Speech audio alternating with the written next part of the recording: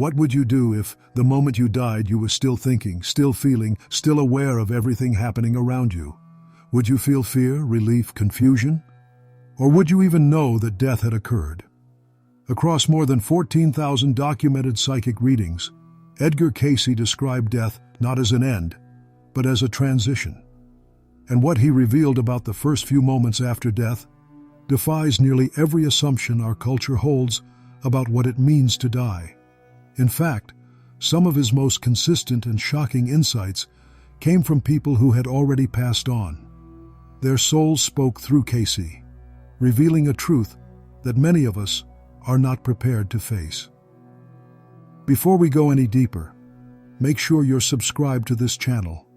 These revelations from Cayce's hidden transcripts have helped thousands make peace with the greatest mystery of all, what happens after this life. If you're ready to explore it with an open heart, let's begin. Cayce never spoke of death as something final. He described it as a doorway, but not one that slams shut. Instead, it opens slowly, and the soul, still carrying its memories, personality, and even its emotional reactions, steps cautiously through. In reading 136-33, he spoke of a recently deceased woman who, even after death, continued to wander the house she had lived in for decades, trying to communicate with her family, unaware that she had crossed over. Cayce described her condition not as ghostly or haunting, but as the soul simply adjusting to a new dimension, one she wasn't yet ready to accept. And this is the first thing spirits do after death that shocks most people. They don't immediately realize they're dead. Cayce's reading suggests that for many, the transition is not instant, nor is it clear. The soul often remains partially tied to its earthly surroundings, especially when death comes suddenly. The consciousness does not simply switch off and on again in some heavenly realm. Instead, it lingers, confused and disoriented, often trying to go on with life as usual. In several cases, Cayce describes a soul who repeatedly attempted to speak with her family, unaware that they could no longer see or hear her.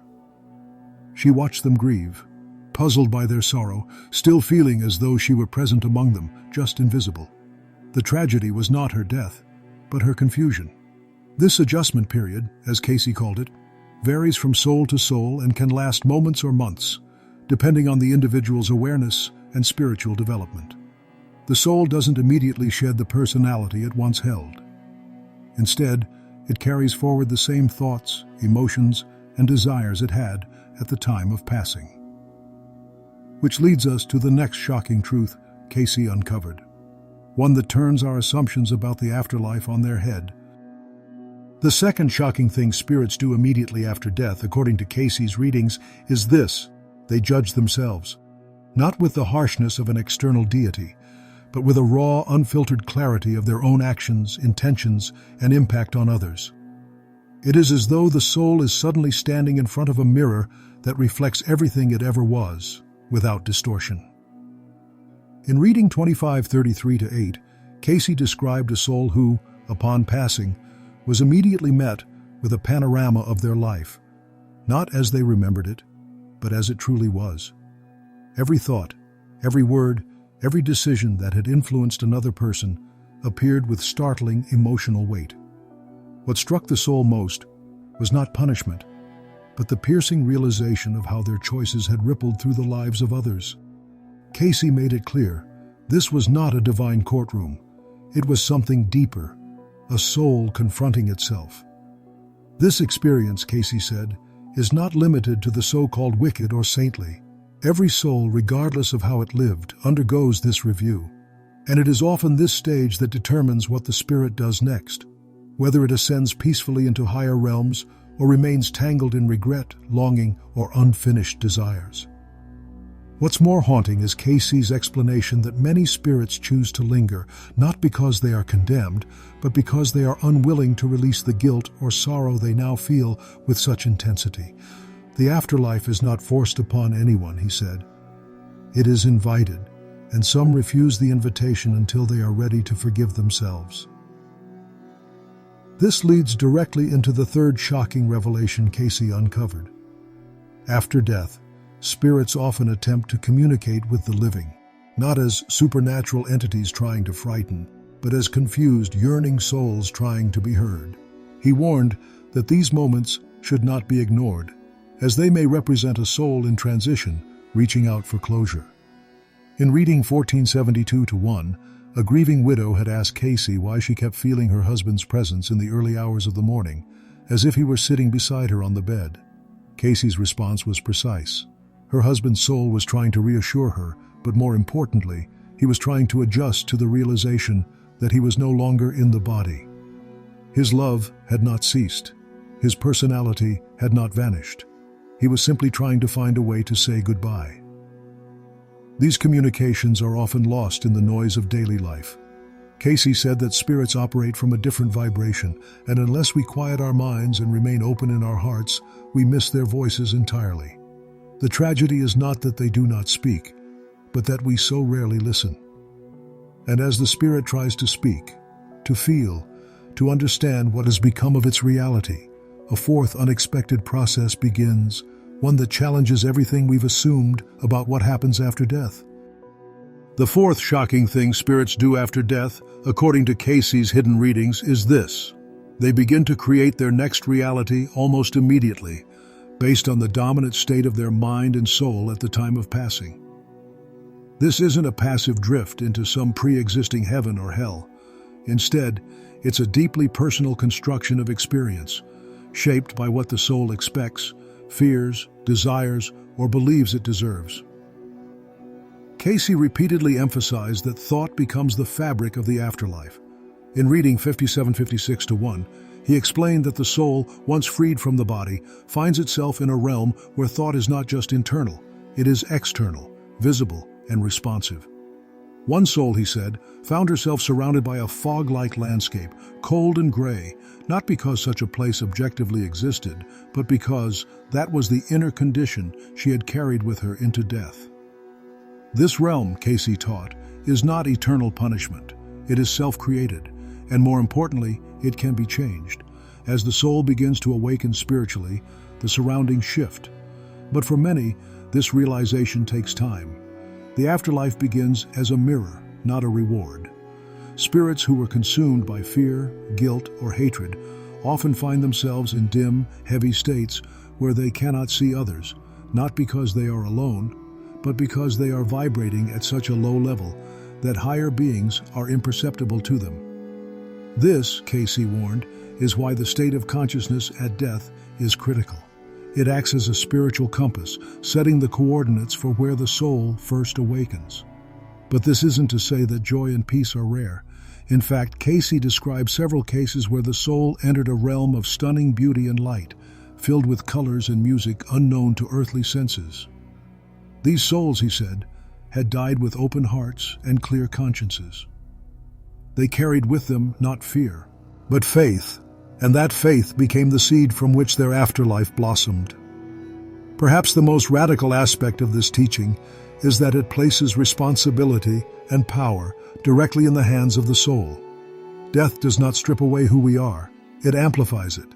The thoughts we nurture, the attitudes we live by, and the beliefs we carry all become the architecture of our next experience. This concept shatters the passive view of the afterlife taught by many traditions. According to Cayce, we are not judged and sent somewhere. We judge, and we go where our consciousness fits. Death, in this way, becomes less about destination and more about vibration. And while the soul is navigating these new inner worlds, something even more mysterious begins. Something that brings the spirit face to face with a presence beyond anything it has ever encountered on earth. A presence Cayce described only in glimpses, but which holds the key to everything that comes next. The fifth and final thing spirits do immediately after death, perhaps the most awe-inspiring of all, is this. They encounter what Cayce called the presence. He never gave it a single name. Sometimes he called it the Christ consciousness. Other times, it was simply the light.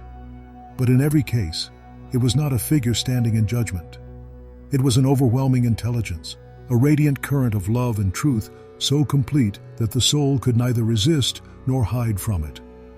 In reading 3344-1, Cayce described a soul who, upon reaching this stage, found themselves in the presence of a vast energy that did not speak, but revealed.